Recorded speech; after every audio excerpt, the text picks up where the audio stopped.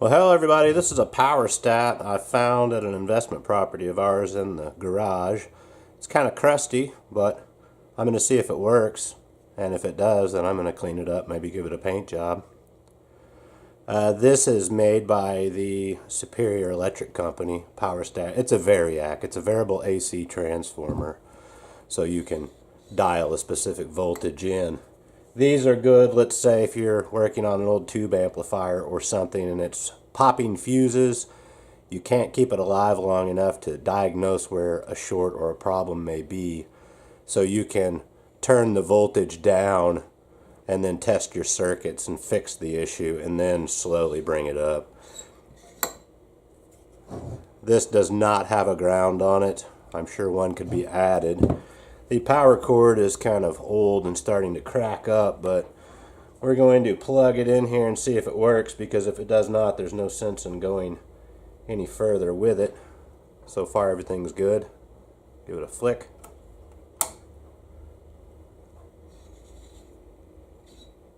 I don't know if you can hear it, but it is humming, so let's see here. AC volts. I'll see if I can probe this, if we get anything out of it. Well, my leads won't fit in the holes. Plan B. Alright, well, I've got some T-pins in the prong holes now, so a couple jumper leads. Let's see if we get anything out of this.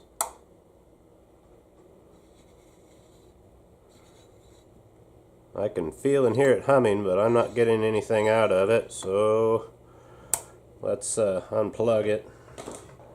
Maybe check the fuse. Maybe we'll get lucky here. Let's see, it says 8 amp.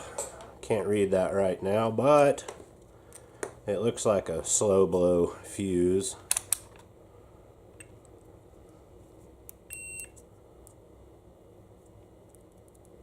Aha!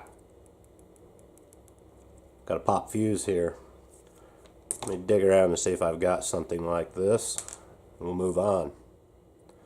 Alright, well, I didn't have any 8 amp slow blows, but I do have some 8 fast acting, so I'm going to go ahead and try this. Definitely have a good fuse there. Get this put in. Changing my setup a little bit, using one of these adapters so I can get my leads right in the end. If I can get this in there. There we go. Off, plug it back in. It's all the way down. Go ahead and stick this in first.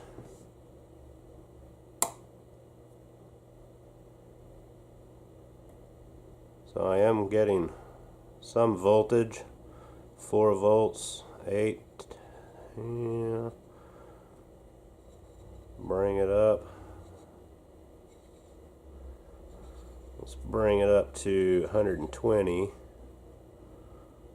That's a little bit off on the dial there.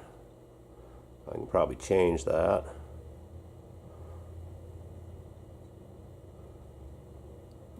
So we're about 5 volts off on the dial. Take it all the way up. 144. It's got 140 here.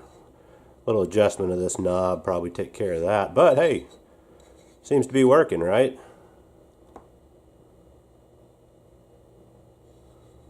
Bring it up to 30. Seems to be pretty close down here. It kind of goes off the rails a little bit on the high end. Yeah, we're only about 4 volts off. 4 or 5 volts. Well, guys, I think we've got a candidate for a little restoration rehab project, so let's get underway with it. Alright, we're going to start tearing into this thing. It's unplugged. Let's see, I think I'll start with the handle. There's just a couple of set screws in it. Or the knob, rather.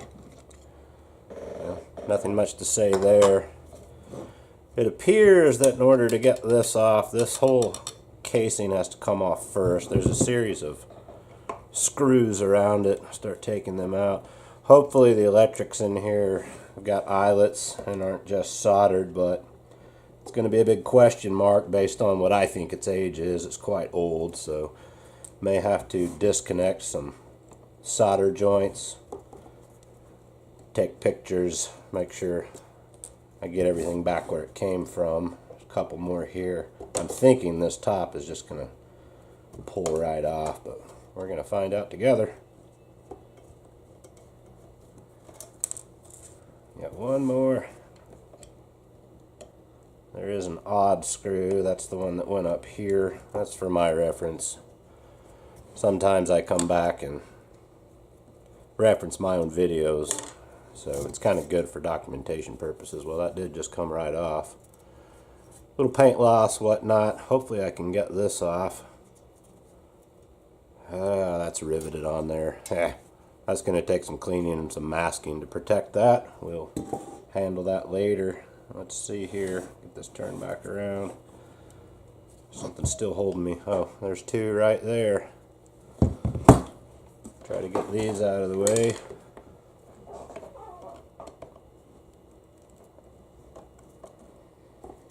These are probably pretty long. They go all the way through that box.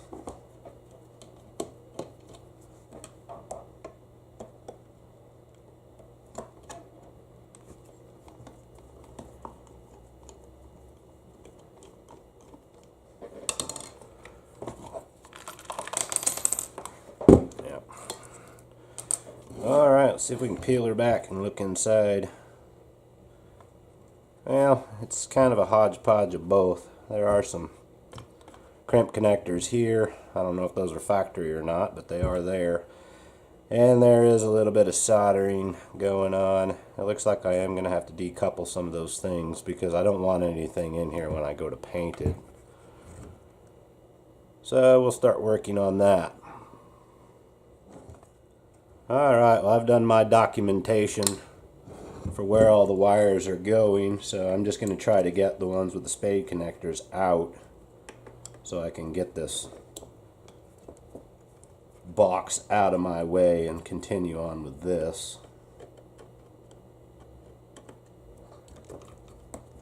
I don't know if I'm going to have to take them all the way out. No. Alright. This will be dissected a little further momentarily. Let's see what we've got here. Okay, there's a wiper brush that runs on the top of this surface. It appears I can just take that whole thing out with this one screw. Let's go ahead and find out.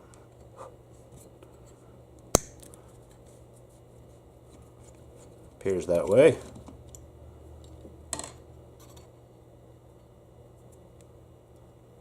Okay, well, as far as I can tell, that's in really good shape. Alright. I just want to get this base off of here. There is a shaft collar on the bottom with set screws, but I can't get in there with a wrench. I think I'm going to have to take this top piece off right here. There is two set screws there. And then the shaft will probably just come out from the bottom. There is a contact point in there that runs around in this area. But I think that's all it's going to take. I'm not sure how this coil is held onto the base. There may be some fasteners up in here. I can't see. So I'll start by getting this piece loosened up. Alright, well, there is a stop that comes around and hits right here. It'll come all the way around and hit here, so I don't think the clocking really matters where this is on this shaft unless there's something internal, and I don't think there is, but I could be wrong. But I'll just use the indentions from these set screws as my guide when I go back together with it. So I'll just break these off, and hopefully this thing will just slide right off. There are a couple. I'm not sure what that shaft is, but it doesn't really feel like steel. Okay. Yep, that's gonna come out. Okay, careful, careful. Alright. You can see those contacts right there. Hopefully that's just going to come out from the bottom. I hope there's nothing encapsulated in there that's going to fall out. Looks like that's just a solid shaft or a hole that runs up there. Okay. Nothing much to say there, but there are a couple, looks like fiber washers underneath. Yeah, a couple fiber washers there. Sits right there. Okay, I'd like to get this out of the way so I don't tear things up. I'm not sure. It is got a soldered wire on it. Okay, I need to get this nut off, and this whole thing hopefully will just come right off. Maybe I don't have to mess with that, so let me get the tools for that and I'll get that taken care of. Alright, just for my notation, there is a wavy washer on the bottom of this shaft where that collar rides. There's a big nut right here. Try to get in here with this adjustable wrench. Hopefully it won't be too tight. No, not really tight at all. Maybe I can get away without having to take this part off. Let's see, is that going to come off? Yeah, there's a big flat washer. It's kind of dished. Dish goes down. Looks like some kind of a insulator material here. Okay. Dish goes down. I don't know if that's something on there or just dirt. Yep. That's what we wanted to see. Alright. This coil looks nice. A little dusty, but overall no complaints. Spiderweb sack in there. How do I set this? Carefully over here. Ah, it's heavy too. Looks like another insulator. There's a maker's mark on it. It goes up. Got a little bit of oil in here. Hopefully this gasket will come off. Oh yeah, man, this thing's coming apart like nothing. Looks like a little bit of oil. I'm not sure what that would be there for, unless it was lubricated at some point. I don't know. Oh, I know what that is. That's just something that spilled on it. There was oil all over the garage before. Okay, that's a odd looking little whatever right there. That's where that sits. Okay. There's a little dish in this, goes up. I don't think it matters. It's just time, probably. Okay. Well, that's pretty much it. It's time to start cleaning parts, I think, aside from taking the rest of the electronics or electrics out of the box. Alright, well, we're going to get this thing torn apart here. Just going to start by getting rid of this cord. Get it out of my way. Let's get in a new one anyway. Alright, I think I'm going to go ahead and cut these two leads where it goes up to the switch, and I'll take those out after I get the switch out. See if I can get this out here without too much of a fight. They make a special pair of pliers for these. I really could use a pair. I don't have any. That might require some digging.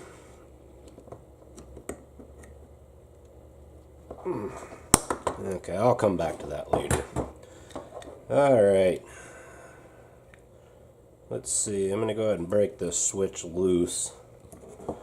Hopefully I can get the switch out through the hole with this without having to desolder those wires, but if they don't, then I'll do what I need to do. So we've got that switch loose there. I do need to break the joint right here on this. I think what I'll do is go ahead and take the nut, or at least get it loose. I don't know what it's going to take there. Can't really see how that's put on, but we'll find out.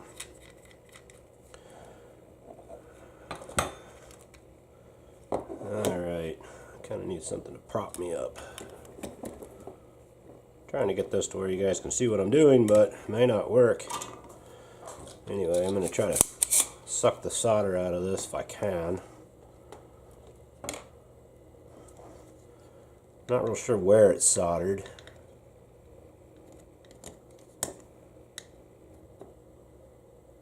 somewhere up in here.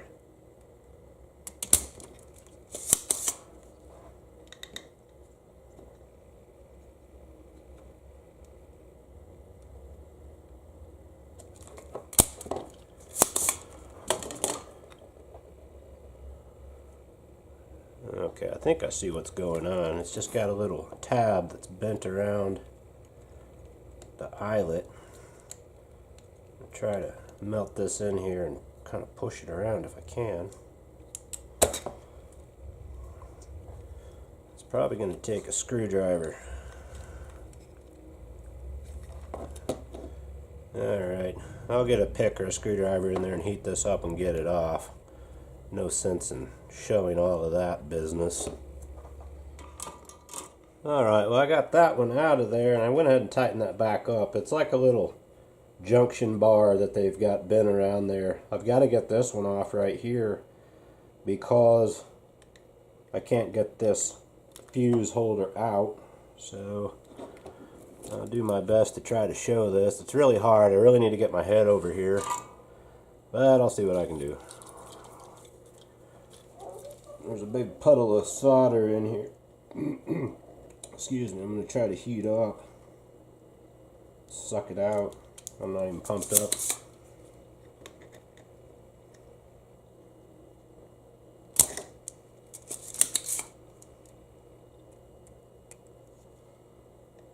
Yeah, it looks like I got most of it right there. Try to give it one more shot. Okay.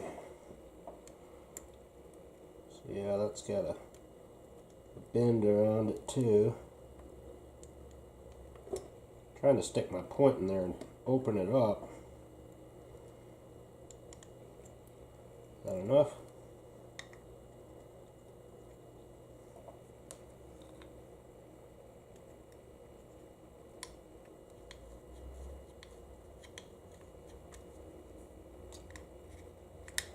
I got it locked around the backside now. Alright.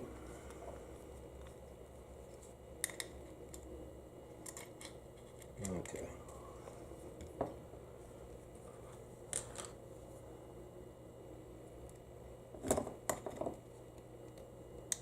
Okay, I've got it up now, so hopefully I can spread it out a little bit. Alright, that's what I was fighting right there. I should be able to get the fuse holder out now.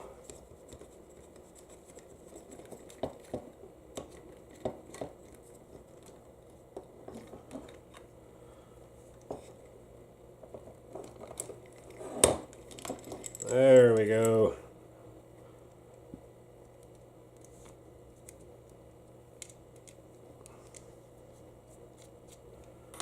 Now there's a snap ring that holds this receptacle in. I'm going to try to get in there and get it popped off.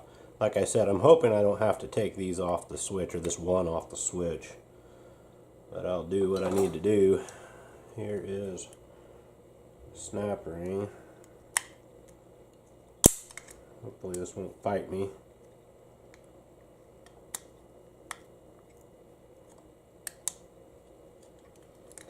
There we go. Get it past these wires. One snap ring. That's in there pretty good. There it comes. Okay.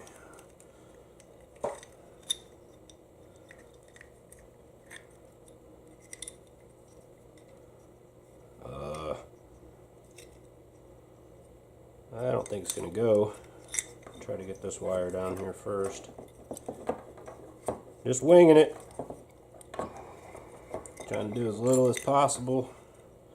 It's not going to go through the hole. Alright. At least I've got this on the outside now. Maybe I can get it off a little easier.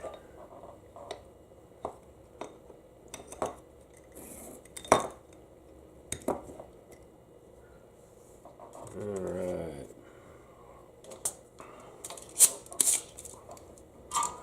Definitely not exciting to watch.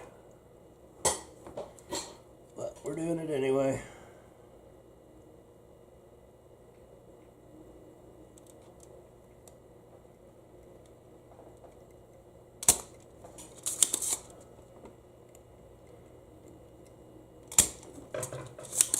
A lot of solder on this one.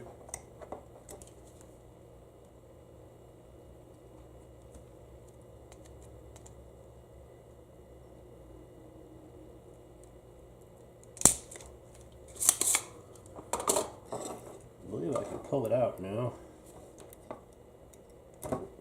There we go.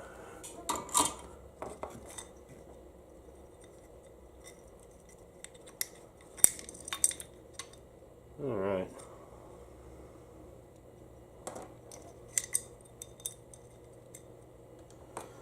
Maybe now I can get in here with a pair of regular pliers. Try to get this connector off. If I can pull the leads out, it'd be easier to get off. I'll try that and see if I can get them out.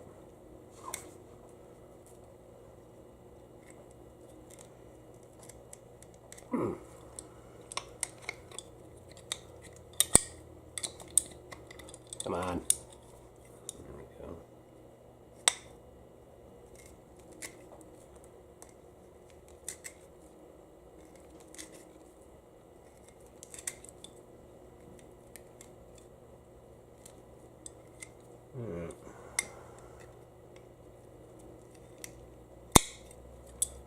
I'll give that a go.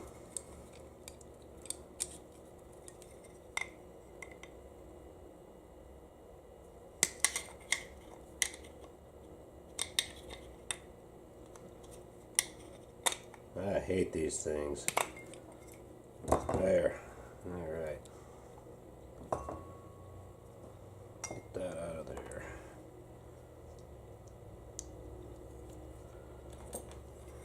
Alright, the last thing is to get this plate off here. It's got drive-in fasteners from the back. Let me get tooled up for this and we'll get that off.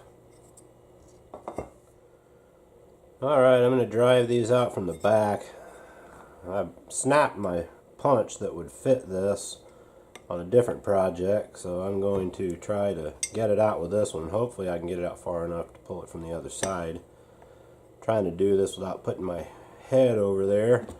I've got it spaced in between this little gap here.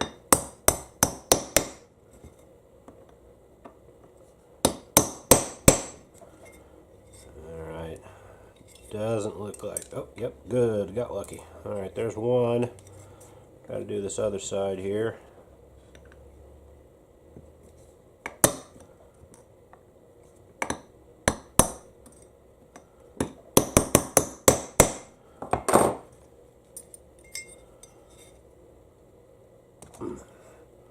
Sweet.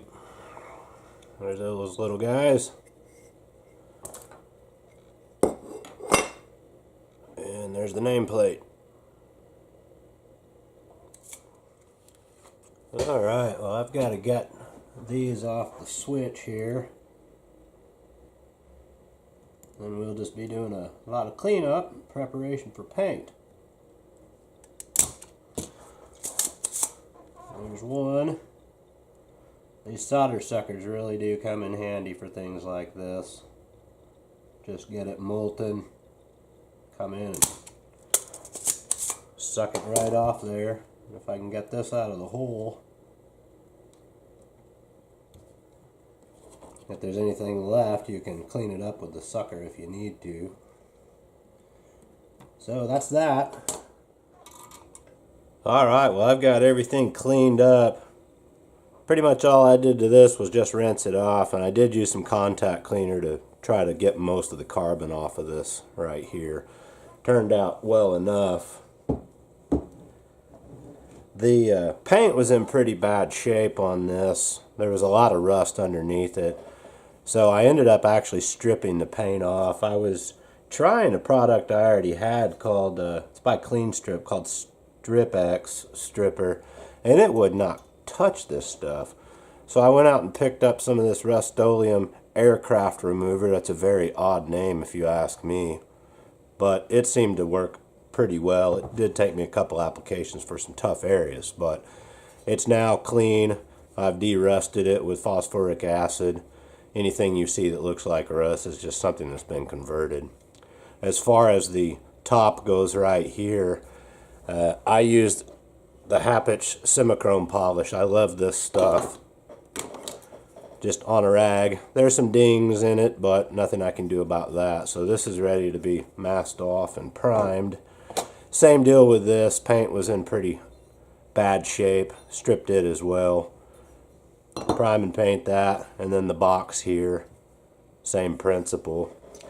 Now this knob, I'm not quite finished with it yet. When I washed it, I did lose the white paint, so I will be applying more in there. But I'm pretty sure this is Bakelite. I started off with a little Simichrome polish, and you can see the color that came off there. It's kind of, brown, gray brown. That's usually what Bakelite will do. To start with, a little bit more aggressive, I can't seem to see it right here. I used, Flitz. Here it is. I started off with some Flitz because it's a little more abrasive, and then I finished up with the Simichrome. So you can see how good that knob looks right now. Like I said, I still have to go around the edges. No big deal. Same principle here, just some Simichrome polish. The little nameplate, same deal. You can see how nice it looks, as well as the name badge that goes on it. Just a little bit of that Simichrome polish on the soft rag. Cleans those, brightens them right back up. Nothing really much else to say about it. Like I said, just clean the things, and I'm at the stage now where I get to do just a little bit of masking and prep, and we're going to put it in primer and paint it. Alright, well I've got it in primer and paint now. Just for reference, this Duplicolor self-etching primer is what I used for the primer, and then my personal favorite color, Machinery Gray, is what it's getting. I did not like the first color, and I really like this Ace Machinery Gray paint. I had to go get some new cans because I finally used my last one.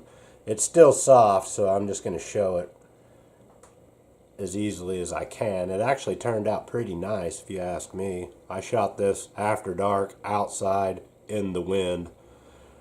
I'm kind of amazed on what kind of a paint job I can get spraying outside and in the wind. I'd really like to get in a proper paint booth and see what I could do in one of those, but that's just a rattle can job. I'm going to get the other pieces just to show them. They're kind of hanging around my shop, so give me a moment.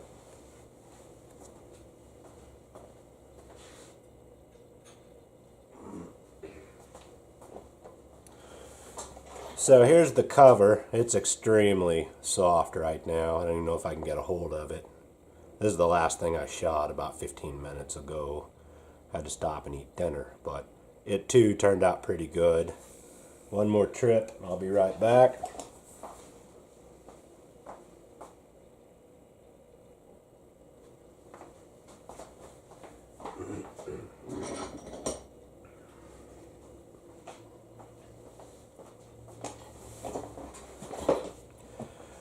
And here's the base all painted up. I'm going to give a few tips on how I do some of these painting tasks, because there's really no good way to hold this. This is just a wooden dowel that happened to fit up in it real snugly. So I actually held it in my hand and spun it as I painted it. For like all the holes where there would be screws and whatnot, rather than paint it and then try to clean those out, I just use these little pieces of like skewers, like shish kebab sticks. You just thread it in the hole and then clip it off with nippers, and there you go. Like for holes that are a little bit larger, one round of tape, thread that in, there you go. Simple round of tape on the top. One more trip.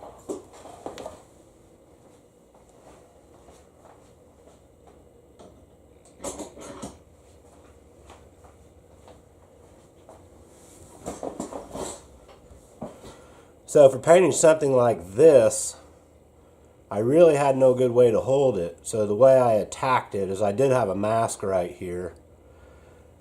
I held it up and I shot the inside bottom first, because you guys know when you paint with these cans, it's hard to paint straight down. You have to kind of get in at an angle.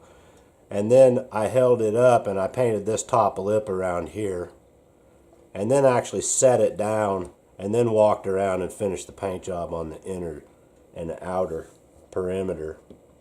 Now, like on larger holes, if you don't have like little pieces of rubber or things to do, like that palm groove vise I did, for example, I just took strips of printer paper and cut them just, deeper than the hole was, by maybe a ½ inch, and then roll them around a pencil or something small and then stick them in the hole, and then take little pieces of tissue paper, make little balls and go in there with tweezers and turn the tweezers, and it'll unwind that and it'll push it out to the perimeter of the hole, and that packing in there holds it nice and tight. So when you're finished, you just simply go in with tweezers and pull out your little plugs of tissue paper or cotton ball or whatever, and then you can just remove the paper. It's very easy to do them that way, and you get pretty much a perfect mask around a hole.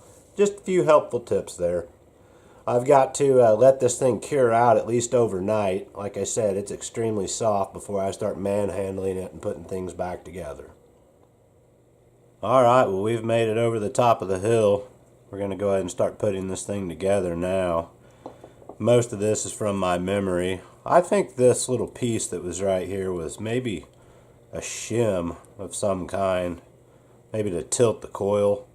I don't really know, but a lot of this stuff I can see where things were. That's where the shim sat underneath this, so I'm going to do my best to put it right back the way it was.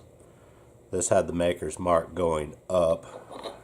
Don't think that matters, but anyway, try to drop the coil on here. Like that. Now this coil will twist, so before I lock it down, I'm going to test it with the top cover and make sure I get it as close to where it was when it came apart. I can again see where things were. I can definitely see an area there where it wasn't contacting here. Like I said, don't know if it matters, but if you can put things back the way they came apart, lining things up, your chances of success are a lot better, in my opinion. If I can get this nut started here. Okay. Alright, like I said, I'm just setting this down on here, lining up the bottom screw holes. That looks about right. And I can see the coil needs to be twisted. There's a screw that goes in here. You can't see that, but right there, I've centered up the hole. Everything else is still looking good. So without moving the coil, I'll now come in here and tighten up this nut.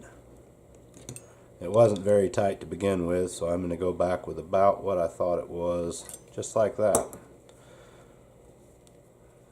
So there we go. Hopefully, I'll check when I put this wiper back in. I'll check and make sure it's centered all the way around, because this does have a little bit of movement too. I'll make my fine adjustments later. Alright, well, when I took it apart, there was a little bit of grease right here, so I did add just a little bit of multi-purpose grease onto my shaft.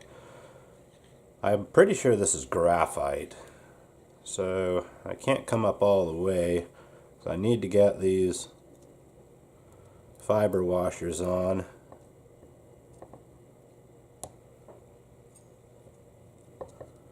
If I can, that is. That's going to fight me a little bit. Maybe I can work from the side so I don't have to hold it.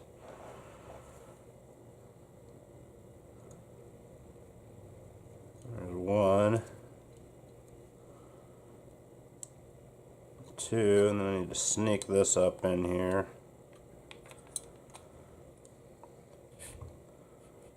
There we go. Alright, this is actually a good way to do it. I'm trying to find the set screw marks on the shaft. There they are. I've got one at the top and one towards me. So I actually want to put this one on the top and go from here to here.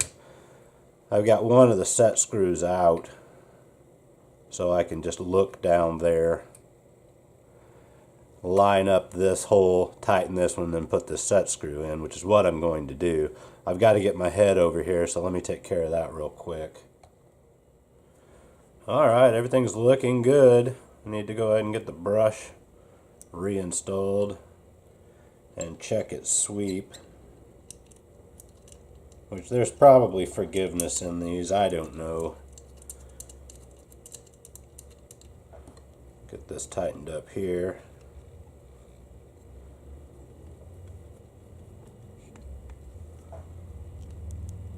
There we go. You can't see this, I'm just checking the sweep to make sure it's in the contact area. So far it's looking really good.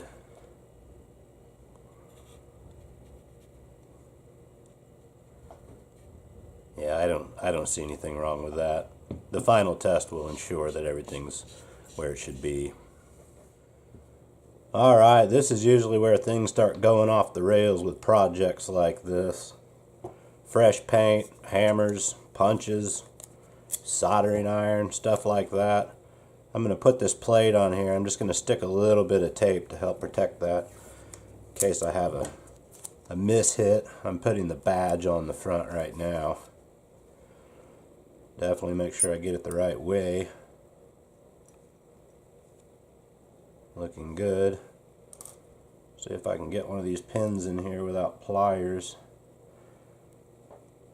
Now these pins are serrated like a really aggressive screw, so if I can find the original spots where they went, they should drive in a little easier. Okay, so I'm going to start by hand here. Ooh, that's what I'm talking about. I think I got that one. No, it's going to have to go a little more.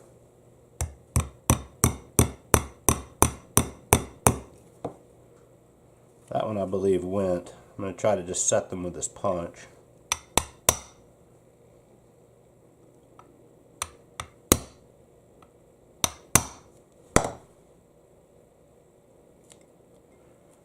Okay.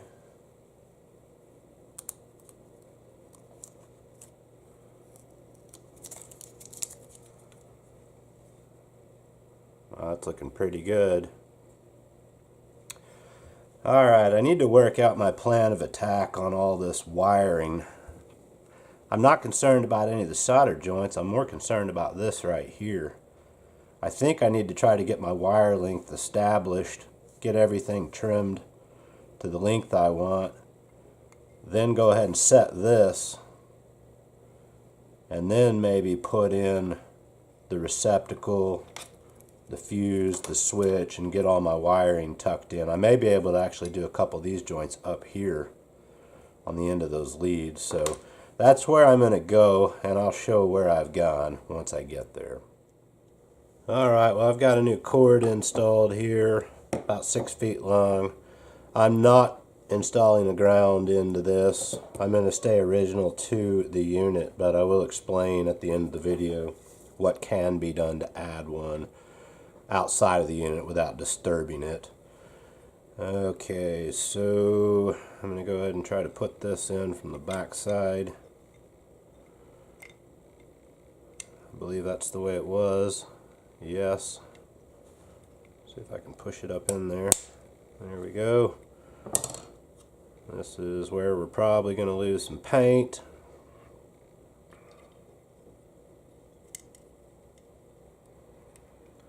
The snap ring. Again, one of those things I really need to get my head over here, but I'm going to try not to. Let's see, these are wrong. There we go.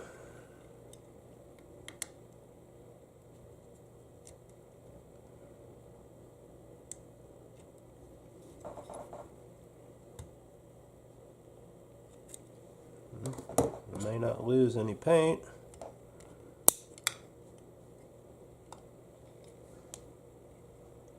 Well, that's in there. Okay, what's next? I think I'm going to go ahead and do the switch up here, these two leads. Then I will drop it in. I'll make this lead that goes up to the switch here. Then I'll install the fuse holder, put that little S clip on there, solder that, and that should be the electrical. Okay, here we go. Alright, well I've got these in here. Let's see if I can get them soldered up. I didn't pre-tin the wires. I've got to try to get in behind it here.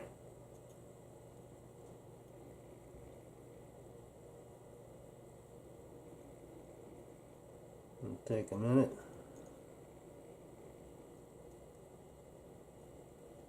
There, we're starting to flow in.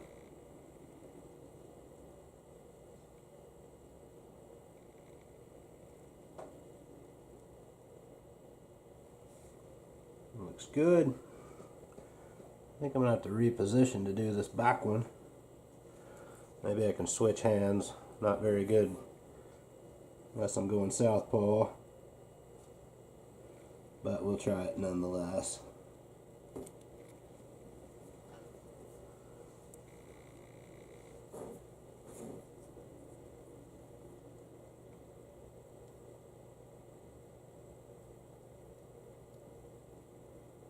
There, we're going in.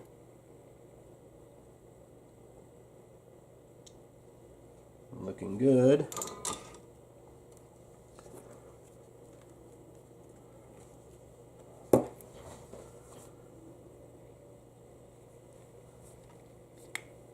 Alright. I need to go ahead and get this switch in there. Kind of want these wires to tuck down. Yeah, they may have to come over the top. There we go, that's going to work.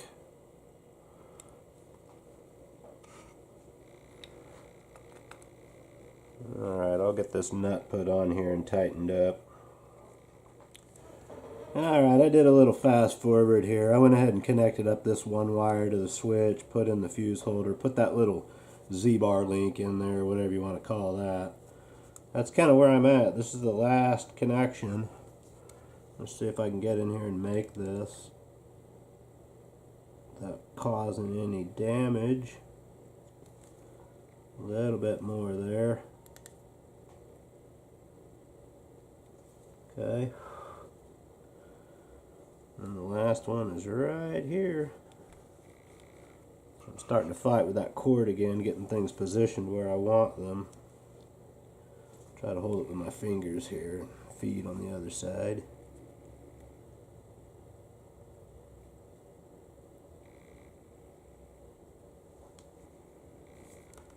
Need a little bit more on the bottom end if I can get there.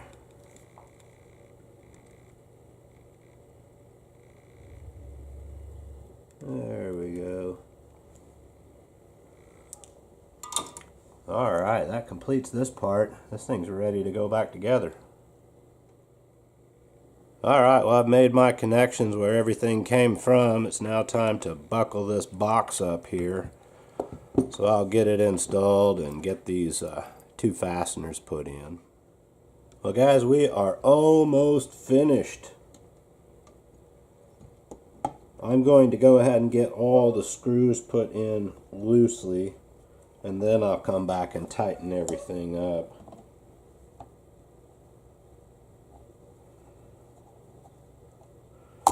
Just to make sure I get all the pieces of sheet metal and whatnot where they belong. So I'll do that and we will be down to the knob. Alright, well I've got the white painted back in the knob there. That turned out nice. I'm just going to turn it all the way down to 0 and line it up to 0 and then see where I'm at. And I can make small adjustments to this if I need to. I am going to hold it up off the surface. If I can find that screw slot there. So I'll just bring it to 0, raise it up a little bit. Feels like I'm even finding the original indentions there. I've got a second one here.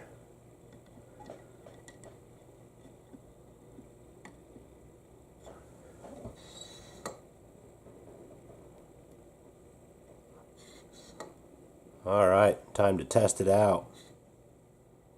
Alright guys, let's see if it works. Contact. Definitely humming. I'm going to pull it up to what I think is 10 from where I'm at. Yeah, we're real close right there. And take it up to maybe 100. Can't really see if I'm dead on 100. Should be pretty close right there. So a few volts off. We'll come up to 120.